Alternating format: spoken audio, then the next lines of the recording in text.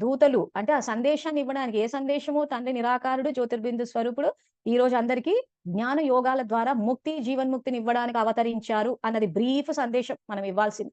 తర్వాత ఎవరితోనైనా చర్చలోకి వెళ్లి మీ మనసుని అలజడి చేసుకోకూడదు. ఎందుకంటే వారికి విజ్ఞాన శక్తి ఉంటుంది కనుక దానితో మీ సంకల్పాలను గ్రహించేస్తారు. కనుక ఎప్పుడైనా కానీ ఏ విషయం అయినా గాని వాదన వస్తే మిమ్మల్ని మీరు అలజడి చేసుకోకూడదు. మనం ఏదైతే జ్ఞానం చెప్తున్నామో కొన్ని సందర్భాల్లో కొంతమంది ఒప్పుకోరు. ఒప్పుకోకపోతే మనం టెన్షన్‌లోకి వెళ్ళిపోవద్దు. మనం అలజడిలోకి వెళ్ళిపోవద్దు. నేను గూడా ఏళ్ల తరబడి చెప్తున్నాను. ఎంతో మంది ఒప్పుకోలేదు. సో, ఒప్పుకోకపోతే అది ఎవరికి నష్టము? నాకా? ఒప్పుకోని వాళ్ళకా? సో, ఈ కామన్ సెన్స్ మనకుండాలి. సో, ఈరోజు మురళీలు చూపిస్తున్నాము, అండర్‌లైన్‌లు చేయిస్తున్నాము, ఫోటోలు తీసి పెడుతున్నాము. అయినా మేము ఒప్పుకోము అన్నారనుకోండి. సో, నాకైతే నష్టం లేదు గదా! సో, ఈ కామన్ సెన్స్ మనకుంటే ఏమైద్దంటే అలజడిలోకెళ్ళం. ఎందుకంటే బాబా గూడా చెప్పుకుంటూ వెళ్లారు. ఎంతో మంది నమ్మలేదు ఆయన జ్ఞానాన్ని. ఎంతో మంది దాన్ని దేహ జ్ఞానం కింద తీసుకొచ్చారు. డ్రామా, ఫిక్స్డ్ రిపిటీషన్ ఆయన చెప్తూనే ఉన్నాడు. తలక్రిందుల జ్ఞానం అర్థం చేసుకోకండి అంటే కూడా తలక్రిందుల జ్ఞానం అర్థం చేసుకున్నాడు. బాబా టెన్షన్ పడ్డాడా ఏమన్నా?